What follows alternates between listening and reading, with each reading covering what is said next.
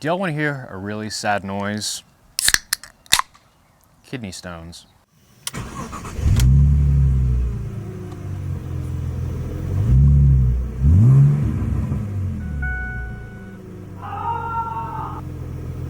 But also a sad noise where this is concerned. This is my 2008 Mazda Miata. It is the newest, the most expensive, and the lowest mile car that I own, all wrapped up into one. But it's a little bit hurt.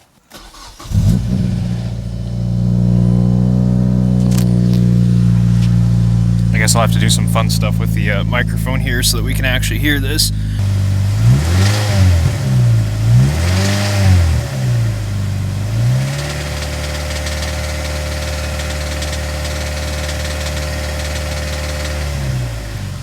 She's dead, Jim. So this is obviously quite unfortunate, but it does afford some interesting opportunities, especially where the NC Miata in particular is concerned. Now, I'm not entirely sure why the engine blew, genuinely. I pulled the car out of the garage last week because I wanted to actually give the BMW a bit of time off the road so that I could fix some of its more glaring issues, which isn't going to happen now. I'll just have to live with them and hope they don't get any worse. But I drove it to work for a week and it was fine, you know, checked the oil was fine, all that stuff. And on Saturday, I was like, I'm gonna do some, you know, some maintenance to it, you know, clean a few things up. So I cleaned the throttle body because the throttle bodies always get dirty on those cars, always, and then they idle like absolute doo-doo. I sprayed off the MAF with some MAF cleaner because, you know, why not? I had it out.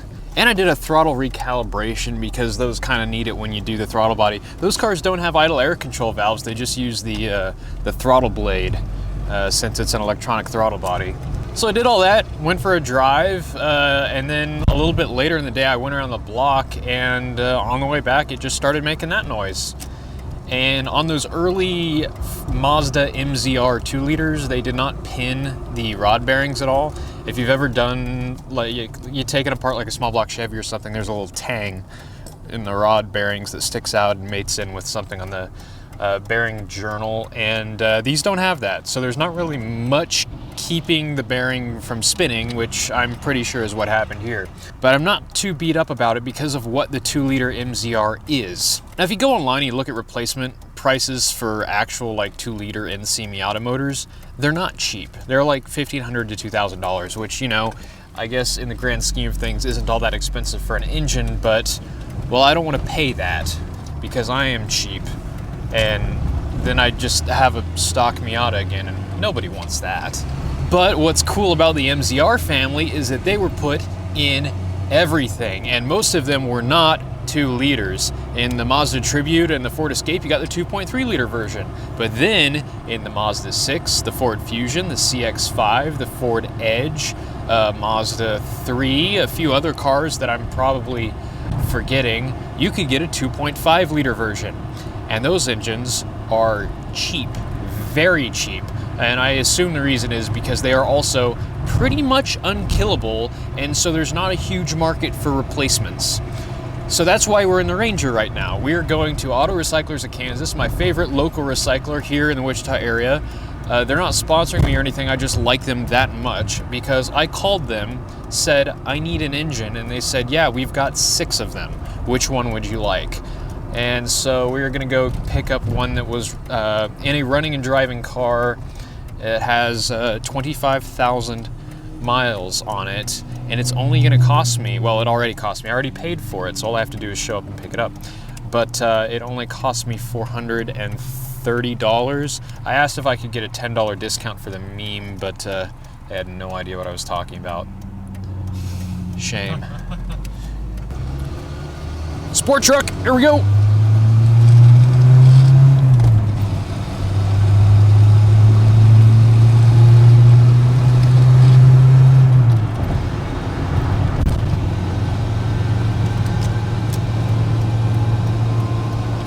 So the 2.5 swap, it's actually pretty common in these cars, and it's why the NC is one of the best deals out there, especially because $4,000 gets you one with a blown up engine, and then another $400 gets you a 2.5. And for less than the cost of an NA or an NB, you can have an NC, an objectively better car in every measure except looks, with a lot more power than factory and a lot more power than any of those. Now, it's not a ton. Actually, the peak numbers are only 10 horsepower more than factory, I think. I think it's only 170 actual peak crank horsepower, but the peak isn't the main thing. Like, you might only be making 10 more at the peak, but everywhere else you're making 20 more horsepower. There's a lot more area under the curve and a lot more torque with these things, and they only run like an 8-to-1 compression ratio or something like that, so there's a lot more to get out of them. And of course you can put camshafts in them and all kinds of things. Goodwin Racing, Brian Goodwin, is just the man who knows everything about these. And supposedly you can pull the swap off in a weekend if you have a lift. I don't have a lift, but we'll see. First we gotta get the engine though, and an engine stand. I am severely ill-equipped for this. And also we get to experience the wonder that is air conditioning in my Ford Ranger. There it goes. And it's already too cold. All right. Behold, the Ranger actually doing truck stuff for once. It's an engine, yay. And there's relevant information. It's a 2014 2.5 liter 4-cylinder. There's a lot of parts of this that we're not going to need, but all the important stuff is there. Now we just have to get it on my engine stand, which means a trip to the hardware store for some hardware. Wow, an engine stand. You can't just buy these. Yeah, you actually can't. I got this one used because Harbor Freight's been out of stock for like forever. And then it took us like 3 trips to a hardware store to get some bolts to bolt it to the engine. Now, usually with engines, you're bolting it to the end, but we're gonna have to put a clutch on here and take that flex plate off. So we're gonna bolt ours here onto the side. These are, I don't know, M10 1.5, and they're gonna go on this side of the engine. So it's gonna be kind of sideways compared to the huge. I think I did this wrong. Okay, now I need more energy drink. Also, whatever size socket that is. I'm gonna guess 17. These are delicious. I never eat anything healthy on camera, it's great. Now I need whatever these are.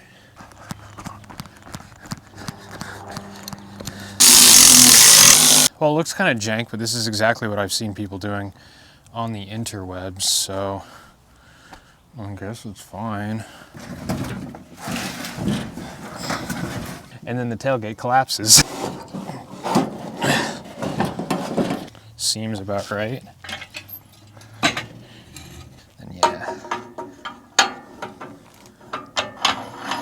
Like you grab here, I'll grab here, and then put a hand under somewhere that you can get a decent grip. And just make sure that you don't set one of the wheels on your foot. It's more about making sure we're far enough away from the truck bed. Motherfucker. It's fine. What you worried about? Look, it's an engine on a stand. Behold, the Mazda MZR 2.5 liter 4-cylinder, also known as the Duratec 25. It's an engine. It has things. So I think, let's see here. Oil pan's gotta go. Obviously this intake manifold's gotta go. There's some stuff you gotta do to the timing chain stuff for some reason I don't quite remember. And obviously it's gonna need a clutch there on the back. But really, a lot of this is usable as is in the Miata. Interestingly, this does not have the coolant exchange cooler sandwich that mine had that started leaking really bad. I might just leave that out. I don't know. It doesn't seem like it was really necessary. And as you can see, this front wheel drive engine does have the holes drilled and tapped for the rear wheel drive motor mounts. Everything's just the same platform. It's pretty cool. Obviously I'll have to clear those out with a thread chase or something, but not a whole lot to talk about, really. This is actually a project that I intended on doing this winter, but I didn't get around to it because laziness and other factors. So I guess fate kind of forced my hand on this one, and here we are. But that said, this isn't going to be a particularly quick project. There's a lot of stuff I have to order, and there's a lot of not any money left in my bank account right now. Because, you know, I'll need the diamond washers, the clutch, the balance shaft delete kit, some other stuff. And I've got to get the engine out of the Miata, and I've got to find a place to do that because I don't think my shop is big enough or lift equipped enough.